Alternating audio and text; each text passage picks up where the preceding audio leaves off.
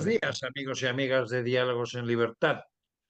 De nuevo, aquí estamos en Es Diario Televisión con nuestro programa, que ya es el segundo que se emite, y esperemos que los temas que vamos a ir tocando en las próximas semanas pues sean de vuestro agrado.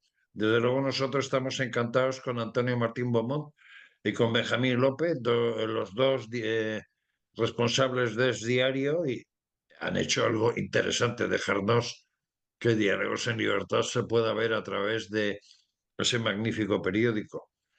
¿Y de qué vamos a hablar hoy? Pues de algo importante, por lo menos para mí, porque por algo vivo en el poniente de Almería, lugar donde la agricultura intensiva, donde los invernaderos son protagonistas de la vida diaria, al igual que el turismo. Pero en este caso, como comprenderéis, uno tiene que mirar por el lugar donde reside y también, por supuesto, por los vecinos. En este caso, tengo conmigo a una persona que sabe de agricultura en una cantidad, una persona que ha llevado algunas políticas agrícolas de una región que está muy cerca de la provincia de Almería, estoy hablando de la región de Murcia, y una región que es admirable, una región que es una potencia económica en España por la agricultura y otras cosas, pero también tocaremos otro aspecto necesario e importante como es la problemática del agua, porque claro, todo se refleja en el hecho de la agricultura, que desde luego tiene muchas necesidades, pero cualquier agricultor tiene muchos problemas. Primero por la sequía, segundo por la escasez del agua y coste que no, como dicen algunos, en el sudeste de España se usa el agua para regar campos de golf, que también, pero es agua reciclada. Pero el caso de los invernaderos, el agua sale a un potosí, o sea que no os extrañe que un tomate valga 4 euros, que un calabacín ande alrededor de los 2 euros y ese tipo de cosas. Buenos días, Antonio Luengo, exconsejero de Agricultura del Gobierno de la región de Murcia y también en este momento senador por la región de Murcia en el Senado de España. Buenos días, ¿qué tal estamos? Muy buenos días, muchas gracias por darme la oportunidad de compartir unos minutos con vosotros y, por supuesto, pues poner en valor sobre todo la situación que están sufriendo nuestros agricultores, nuestros ganaderos y al mismo tiempo, bueno, pues espero arrojar algo de luz sobre todo lo que está pasando y también poner en evidencia que se pueden hacer muchas cosas para resolver la situación actual y en esa línea, pues nosotros desde el Partido Popular lo tenemos muy claro y ahora en el Senado pues impulsamos políticas precisamente las que dice nuestro presidente Feijóo, que son las políticas basadas en las herramientas para dar solución a los problemas que tienen nuestros agricultores y nuestros ganaderos. Antonio, siendo sinceros, y tú has sido consejero, permítame el tuteo, tú has sido consejero y sabes perfectamente pues, cuál es la situación de los agricultores. Yo soy de los que digo que han tardado en salir, que ya es hora que salgan a protestar porque el gobierno los tiene abandonados. Ha negociado mal la política agraria común que la Unión Europea va a empezar a poner en práctica en 2027, de la cual hemos perdido 7.000 millones de euros en la negociación, porque el señor Planas no ha sabido confrontar una negociación positiva y puñetas. Luego acusa a los agricultores de ultraderecha. Aquí en este país todo el que no esté con Sánchez es de ultraderecha, ¿o qué pasa? Porque los murcianicos y los almerienses, los andaluces y demás, que se dedican al campo, lo único que quieren es comer, les cuesta mucho trabajo, mucho esfuerzo, trabajan a 52 grados de temperatura debajo de un invernadero, como para que les llamen de ultraderecha, ¿verdad? Bueno, la verdad es que efectivamente no lo podías haber resumido mejor de lo que lo has hecho. Mira, aunque es una evidencia, pero es importante recordarlo. En muy poquitos meses van a hacer 6 años que Sánchez llegó a la Moncloa. Y en 6 años da tiempo a hacer muchísimas cosas, ¿no? Y Muchísimo. lo que se ha quedado más que claro es que las políticas de Sánchez van en contra del desarrollo y van en contra de la vertebración de nuestro país. Y esto es una realidad. Y mire, lo explicaba muy bien, ¿no? El tema de la PAC. Se ha perdido una oportunidad de oro. Teníamos la oportunidad de negociar lo que es la PAC, que para los que nos estén siguiendo y un poco a lo mejor no estén tan familiarizados, no es ni más ni menos que la herramienta económica que pone Europa encima de la mesa para ayudar a los agricultores y ganaderos más vulnerables para garantizar que sigan produciendo alimentos. Hay mucha agricultura, mucha ganadería de Europa que desaparecería si no existiera esa política agraria común, esa herramienta, como decía. Perdón, Antonio, con este tema de Europa, mucha gente tiene muchas esperanzas para muchas cosas en Europa, pero yo creo que no se da cuenta de una cosa. Y vamos a ir entrando en el problema a fondo, es decir, hemos hablado de la PAC, que es la política agraria común. Yo soy de los que digo de que como en Europa mandan alemanes y los alemanes, por ejemplo, tienen para gobernar ecologistas y demás, se fijan más en una política atlántica, por llamarlo de alguna forma, que una política hacia el Mediterráneo. Generalmente, si Francia no levanta la voz, de Italia, España, Portugal y demás, se olvidan. Quizás toda esta historia que nos ha traído la pasada legislatura gente como Podemos, porque en la Dirección General de Sanidad Animal teníamos un señor que decía que las vacas las solían, o sea, que se solían violar y que un pedo de vaca podía hacer daño al medio ambiente, es que eso ya es increíble, ¿no? Pero desde esa perspectiva, ¿hasta qué punto mucha de la problemática que hay en la agricultura en España y otros países viene, vamos a decir, de una política centroeuropea muy ideologizada y muy condicionada a ecologismos y otro tipo de intereses? Pues mira, yo creo que aquí lo que nos ha fallado es el mensaje. No hemos sido capaces de contar el relato, no hemos sido capaces de trasladarle a la sociedad la importancia que tienen nuestros agricultores y ganaderos que se dedican a producir alimentos. Igual que hay otras áreas industriales o de otro tipo que sí han sabido transmitir a la sociedad su importancia y lo fundamental que es apostar por ellos, pues con el sector primario no ha pasado igual.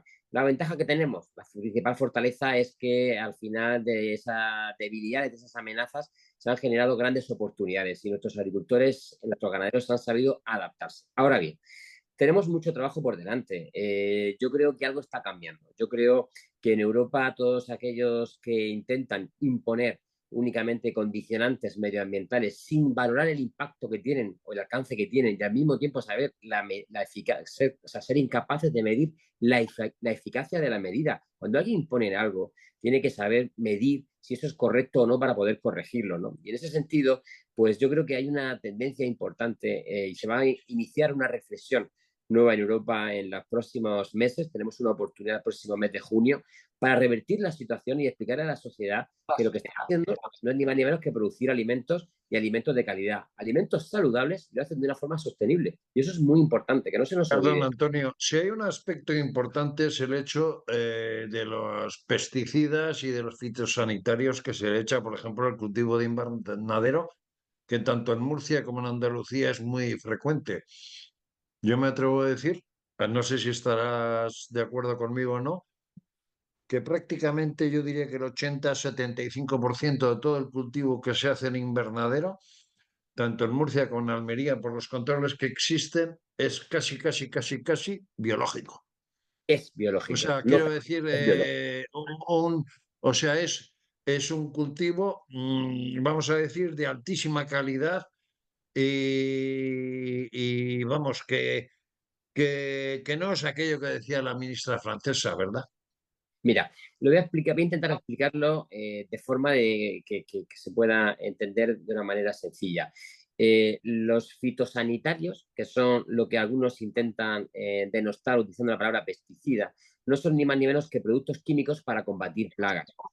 Eh, para que nadie se asuste, pero cuando nosotros tenemos algún problema de salud, lo que ingerimos son productos químicos. Que nadie se asuste. Cuando alguien se toma un gelocatil o cuando alguien se toma algún tipo de paracetamol, que no se asuste, pero vienen de derivados químicos. Entonces, lo digo por Pero contestar si, un poco el perdón, tema. perdón, Antonio, pero si digo que, por ejemplo, en los invernaderos de Murcia y Almería Sí, sí. se trabaja con la lucha integrada, es decir, un agricultor va a una empresa, compra abejas, las mete en su invernadero y esas abejas llevan a cabo una polinización de lo que quiera cultivar, bien tomate, pepino, calabacín, berenjena, lo que sea. Es más, ¿Hasta qué punto eso no lo sabe la gente? Porque eso no, es lo no, más natural del mundo.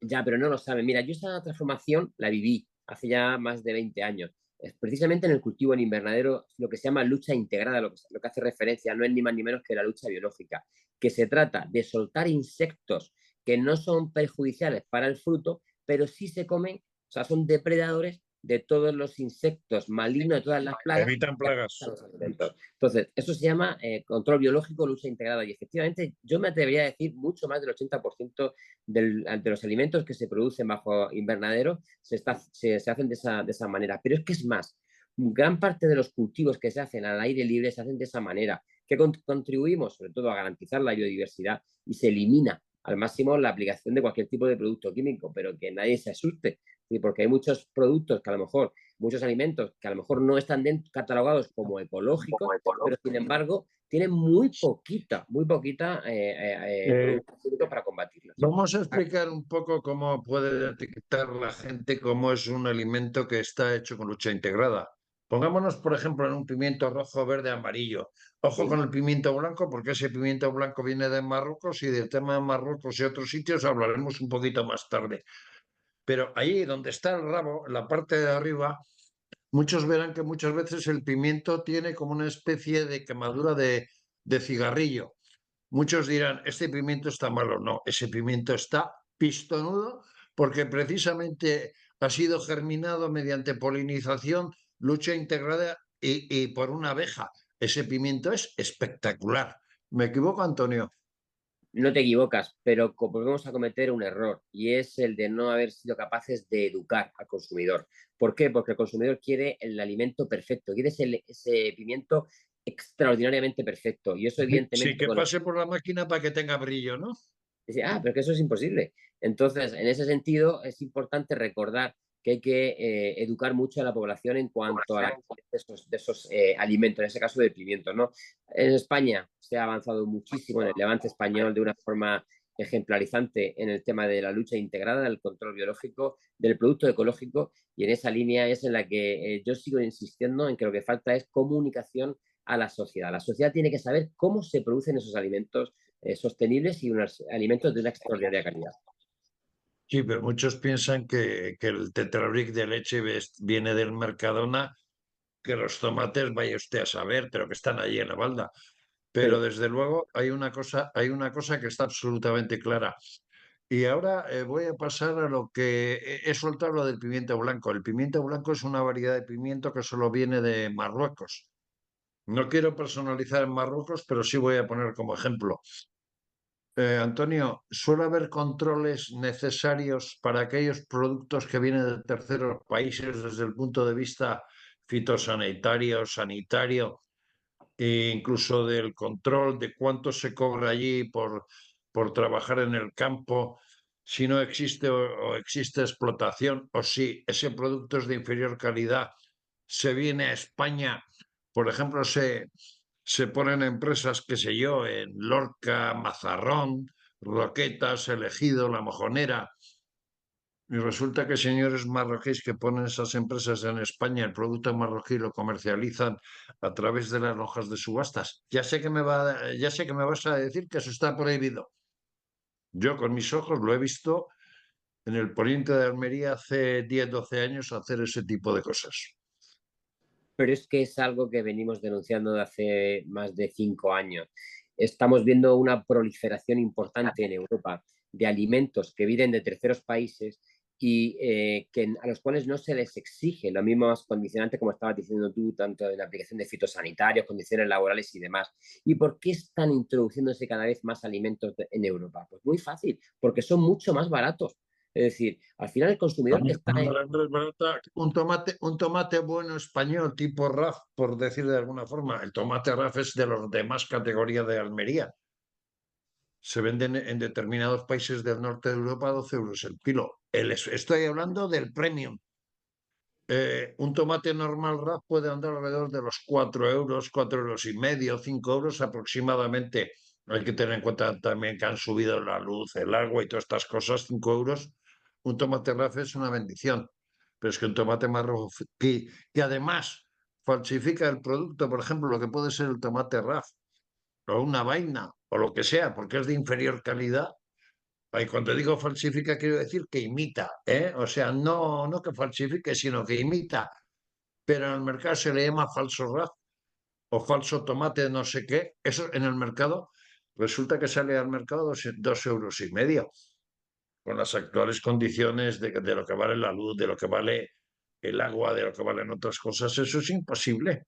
Claro, pero tú ponte en el pellejo, en la piel de un consumidor, de una ama de casa, de una persona que vaya a adquirir 1 kilo de No lo pimiento, saben, no tiene conocimiento de esas pero, cosas. perdona un segundo, Que en imagínate el RAF, por ejemplo, hay una cosa tan clara, es que el RAF tiene en la parte de arriba, tiene que tener como una especie de, vamos a decir, donde se rompe el tomate con cosas puntiagudas. No, el RAF tiene que estar abierto. claro, pero ese consumidor, al final, él quiere consumir productos saludables. Se presupone que cuando están en el supermercado es que son saludables.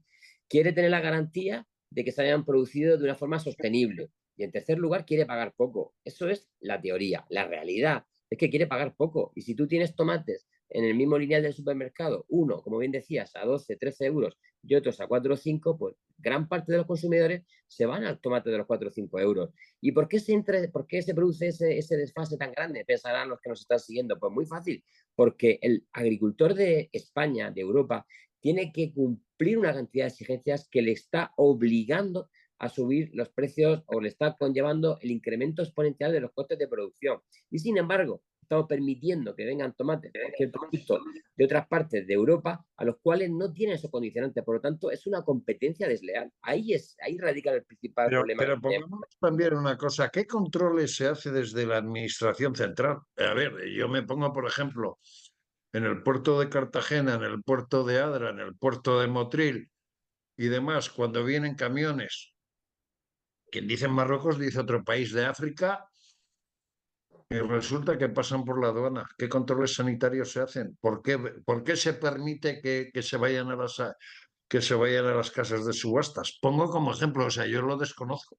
Totalmente, es que no es lógico, no es normal. Los inspectores fitosanitarios que hay en las aduanas deberían de controlar, de garantizar que no entre ni un solo alimento en la Unión Europea sin que tengan los mismos condicionantes como mínimo fitosanitarios, ya no digamos laborales, pero como mínimo fitosanitarios. Pero ¿qué ocurre? ¿De qué se aprovechan? Se aprovechan de la falta de personal, se aprovechan un poco de la ambigüedad y se aprovechan pues de la falta de implicación del gobierno de España en llevar a cabo lo que es el cumplimiento de forma estricta de todos esos controles. Esa es la realidad. Y si eso ocurriera, pues eso no tendríamos el problema que estamos teniendo ahora mismo, ni en el puerto de Cartagena ni en otros puertos. ¿Qué está ocurriendo? Está ocurriendo que si por lo que sea hay alguna comunidad autónoma, como es el caso de Andalucía o de Murcia, donde hemos llevado a cabo un mayor esfuerzo para insistir al gobierno de España en que los controles sean muy exigentes, pues, ¿qué ocurre? Pues que entran por otros puertos, incluso de España, los cuales no tienen esa exigencia y son más permisivos. Entonces, tenía que haber una Y de homogeneidad. hecho, incluso creo que se les cobran menos tasas dependiendo de qué país y qué convenios haya, ¿no? Totalmente. Por eso estamos insistiendo en la necesidad, y coincidimos con los agricultores en la necesidad de tener unos protocolos perfectamente armonizados y, evidentemente, tener perfectamente clarificado qué importe tiene que pagar. Otro ejemplo, si nosotros estamos hablando de pimiento, de tomate, limón, ¿no? Si nosotros estamos produciendo limón y estamos siendo testigos de cómo hay una macro producción de limón, una macro oferta de limón en Europa. ¿Por qué? Porque mucho del limón que entra en Europa no viene de España o viene de Italia, viene de fuera de la Unión Europea. ¿Qué está ocurriendo? Pues no está ocurriendo ni más ni menos que lo que se debería hacer es poner en marcha medidas tipo fiscales, tipo aduana, que usted mete el producto en Europa, pero usted tiene que pagar una tasa como hacemos nosotros con muchos productos que tenemos que exportar a terceros países. ¿Eso qué conllevaría? Conllevaría, en primer lugar, primar el consumo del producto europeo. Y en esa línea, el gobierno de España no está haciendo absolutamente nada. ¿Qué nivel de exportación tiene, por ejemplo, la región de Murcia? No tengo la cifra exacta en la cabeza en este momento, que andará por los 12.000 millones de euros aproximadamente. Y bastante más de 12.000 millones de euros. Estamos hablando de un valor de exportación muy elevado. No podemos olvidar que nada más que a nivel regional, la agricultura supone el 25% del PIB regional. Sí. Vamos a ver, en el caso de Almería, solo de exportación son 12.000 millones de euros. Por eso decía una cifra aproximada, porque el dato no lo tengo en este momento. Pero vamos a otro elemento importante del tema para el agricultor sobre todo. No voy a entrar en el tema de la luz y demás, que eso es vital y los salarios y eso, pero eso es vital, pero es secundario. Toda explotación agraria necesita agua. Y en el caso de Murcia y Almería, el agua escasea, aunque es el mejor sitio, yo me atrevo a decir, de Europa, Murcia y Almería, en cómo se conserva el agua, porque el riego de las explotaciones son por goteo, utilizando un método que se aprendió de Israel. Hay que decir que Almería, por ejemplo, tiene el único desierto de Europa, y en el caso de Murcia también la zona de Mazarrón, Lorca y tal, todas las explotaciones se hace el riego por goteo, con lo cual el aprovechamiento del agua es tremendo. Y también, como decía antes, también se riegan campos de golf, pero con agua reciclada. Pero Antonio, vamos a ver, en el tema del agua, el otro día Carlos Mazón hablaba de que se está derrochando mucho el agua, que también le afecta mucho a Valencia en el tema de las naranjas y demás, o sea, todo lo que es el sudeste mediterráneo, que lo que el Tajo no nos da al sudeste mediterráneo se lo da a Portugal. Y luego, por otro lado, pues, a ver, tenemos escasez en desaladoras, tenemos problemas desde el punto de vista de obtención del agua, y sin agua no hay cultivos.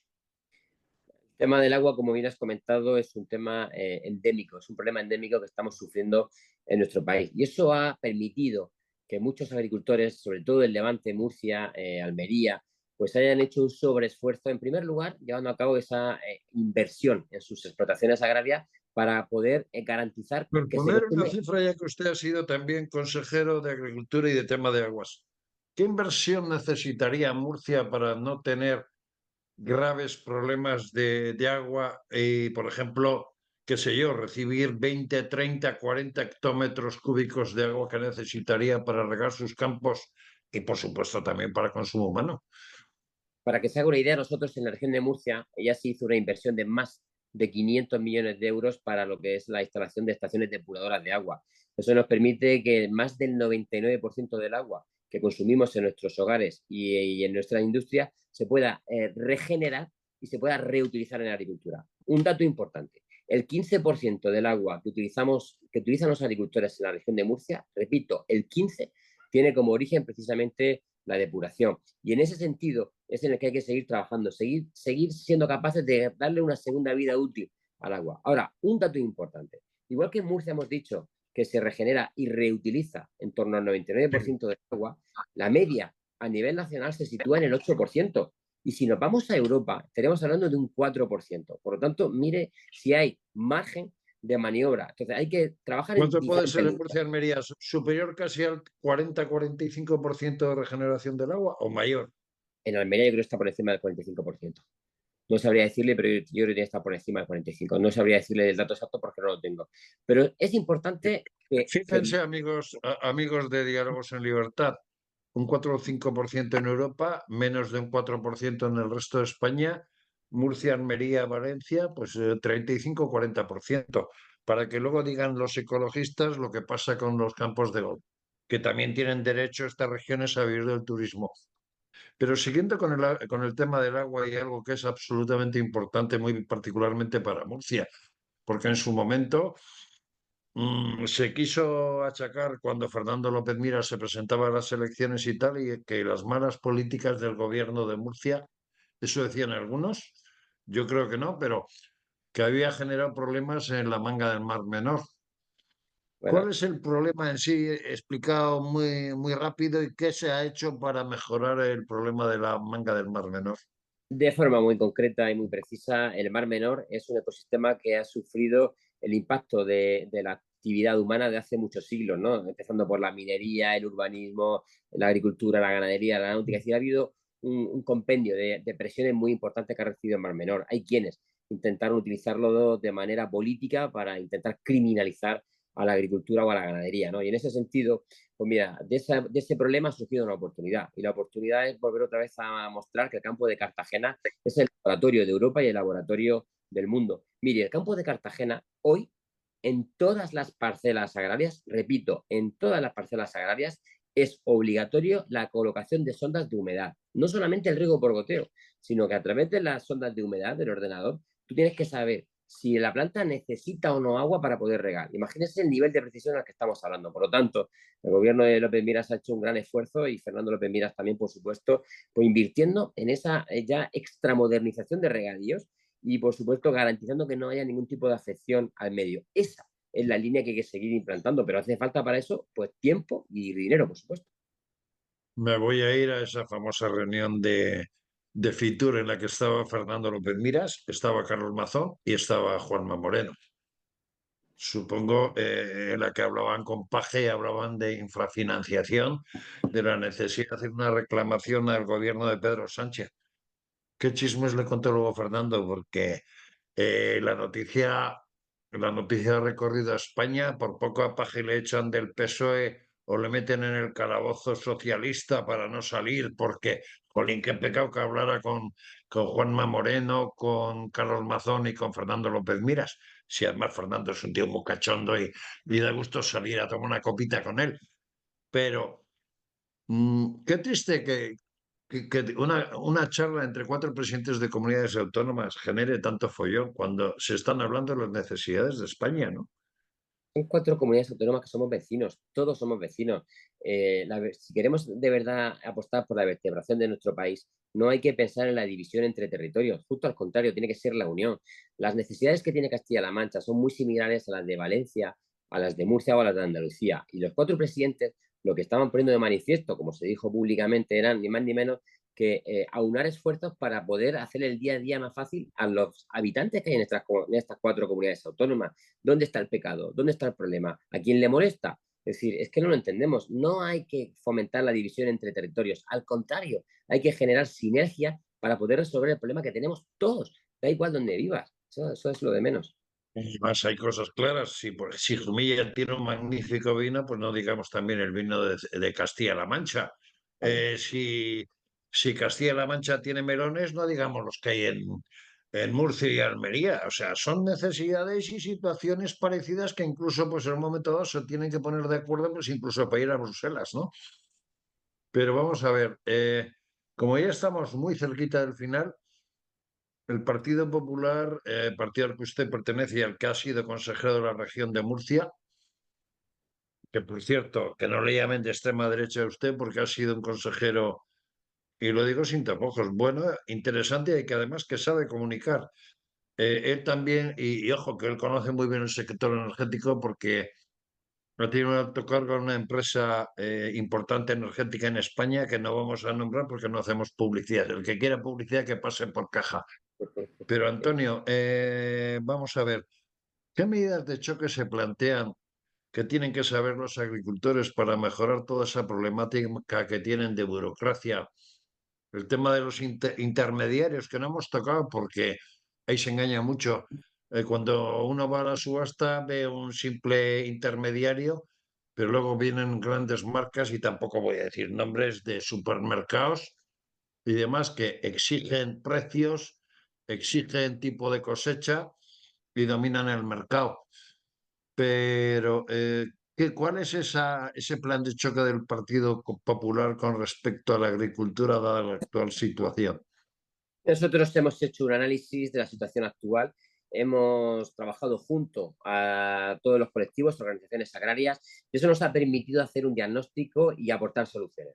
Y la hemos recogido todas en un documento de 15 medidas, que no se asuste nadie, que no la voy a tratar ¿Cuáles todas. son las más destacadas?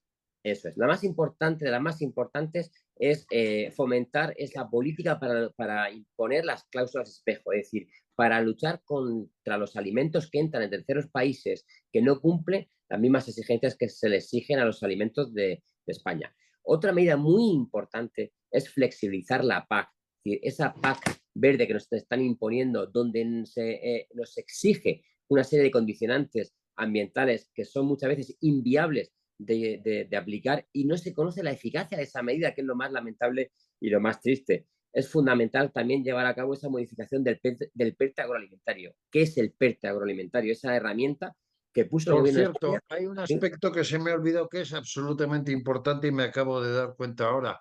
¿Qué se va a hacer por parte del Partido Popular con el hecho de que se cumpla la ley de cadena alimentaria? Es decir, que un agricultor no pierda dinero con respecto a los costes de producción a la hora de vender su producto.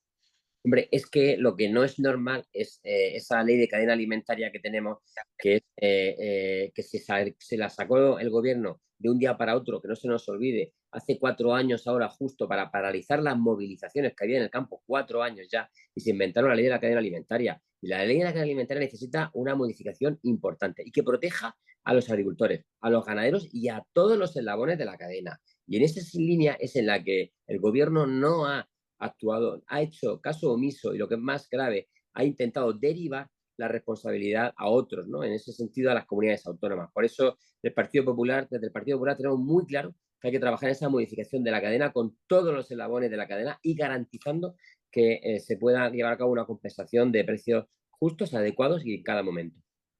¿Queda alguna otra medida más por destacar del plan de choque del Partido Popular?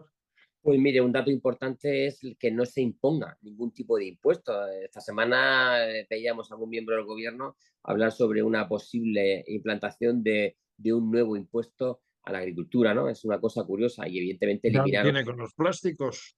eso es. Y en ese sentido, una de las Cuando se medidas es envasa un paquete de pimiento, cuando se envasa un paquete de lo que sea, impuesto que te crió, con lo cual eso tiene que subir. impuesto que hay que eliminar. Y evidentemente otra de las medidas que recoge el documento de esas 15 medidas, pues es ni más ni menos que apostar por ese Pacto Nacional del Agua. Es decir, hay que dejar de dar la sensación de que el agua tiene es un síntoma de conflicto. Al contrario, es una herramienta que tenemos que utilizar para unirnos todos. Y en el mandamiento ahí está el caso de que damos, o sea, de que se va a dar agua de esa desaladora que no le vendría nada mal a Murcia y Almería. Y Murcia y Almería en muy poco tiempo no solo tienen la industria agrícola que es vital, y además es la idiosincrasia de las dos zonas, pero viene el turismo. ¿Qué va a pasar si los hoteles no tienen agua? Ojo que el turismo es el primer sector económico español. ¿Qué va a pasar si en la Manga del Mar Menor, Mazarrón, Lorca, distintos pueblos, o en Cuevas del Almanzora o Huercalovera, en Roquetas, Elegido y tal, no hay agua para recibir a turistas? Pues reina que te crió, ¿no? Dos consecuencias muy directas de lo que acabas de decir. Primera, el agricultor tiene un problema. ¿Por qué? Porque no sabe si va a poder disponer o no del agua para sacar adelante sus cosechas, para seguir produciendo alimentos. Y la segunda, aún más grave si cabe, es que se está trasladando al mundo que tenemos un problema en España de agua que no se quiere atender y eso lo que está conllevando es una evasión de inversiones que podrían venir a nuestro país y no vienen porque cualquier tipo de inversión a nivel industrial que se lleve a cabo requiere sí o sí la garantía de las materias primas. Y sin embargo, pues el gobierno de España con su ineficacia y su dejadez lo que está es contribuyendo a esa evasión de inversión en nuestro país. Por lo tanto, cuidado que el tema es muy complejo y no solo afecta a los agricultores, nos afecta absolutamente a todos los españoles. Y luego hay otro tema que mucha gente no se da cuenta, no tiene que ver nada con la agricultura, pero la agricultura está afectada. ¿Se da cuenta la gente del resto de España que en zonas donde está implantada la agricultura de invernadero hay una cantidad de inmigración que trabaja y vive de la agricultura, del trabajo en la agricultura, que no se les explota porque ya está casi a 50 euros día más o menos lo que puede venir cobrando un trabajador de un invernadero? Pero Antonio, los que somos de Murcia y Almería sabemos la problemática que puede tener el hecho de una inmigración que no tenga puestos de trabajo, una inmigración que se encuentre con que la agricultura entre en crisis. Nos podemos ver abocados a otros sucesos como los que sucedieron en el Ejido en el año 2000, ¿no? Totalmente, se podría conllevar o podría provocarse una crisis social sin precedentes. Entonces, hay que ser muy prudentes, hay que ser muy cautos y ser capaces de analizar la importancia que tiene la agricultura y la ganadería en toda España y muy especialmente en las zonas del Levante, tanto en Almería, Murcia o Alicante, ¿no? Y en ese sentido es en el que, y termino como empezaba, ¿no? Esta entrevista, el fallo principal o la debilidad principal que tenemos, o lo primero que tenemos que corregir es ser capaces de transmitir a la sociedad lo que los agricultores y los ganaderos hacen, que es producir alimentos y alimentos de calidad. Y ahí es donde yo creo que tenemos que aunar esfuerzos para que la gente lo entienda. Así nadie se atrevería Pues, a legislar como lo están haciendo de forma tan temeraria como está haciendo el señor Sánchez. pues Antonio Luengo, como Diálogos en Libertad y su director, pues están muy implicados con el tema de la agricultura, bien en Almería, bien en Murcia, en total somos primos hermanos, y es vital que se difunda. Aquí está Diálogos en Libertad para colaborar y hacerlo. Se dice que este mes de febrero va a ser el mes de las movilizaciones, aunque la policía de alguna forma les está quitando a los agricultores el hecho de que protesten para salir en la tele, para salir en la foto, cortando carreteras. Por favor, tengamos paciencia con ellos. Y por otro lado, amigos de Cantabria, a criticar el por qué se han caído esas explotaciones y la leche. Amigos de Murcia y Almería, a pelearse por el agua y a pelearse por nuestra agricultura. Y ojo, tenemos también ahí a otra gente que son el sector del transporte, del que ya hablaremos en su momento, porque Murcia y Almería son las dos primeras flotas de transporte en España. Y amigos y amigas de Diálogos en Libertad, aquí no somos neutrales, apostamos por los agricultores, apostamos por la agricultura intensiva de Murcia y Almería. Y si le decimos al señor Luis Planas, que es cordobés, que conoce lo que es la agricultura, porque el señor Luis Planas vive en o sea, es de una región y de una provincia que el olivo es vital. Ya hablaremos en su momento qué está pasando con el aceite de oliva, pero señor Luis Planas, tenga un poco de vergüenza y no llame a los agricultores de ultraderecha, porque no, lo único que quieren es comer. Y algo que sociológicamente se está dejando de suceder, y es el hecho de que un padre agricultor no se atreve a dejarle a su hijo esa plantación o ese terreno en donde él trabaja, porque tiene miedo a que su hijo pase más necesidades de lo que le está pasando. Amigos y amigas de Diálogos en Libertad, hasta la semana que viene. Buenas noches.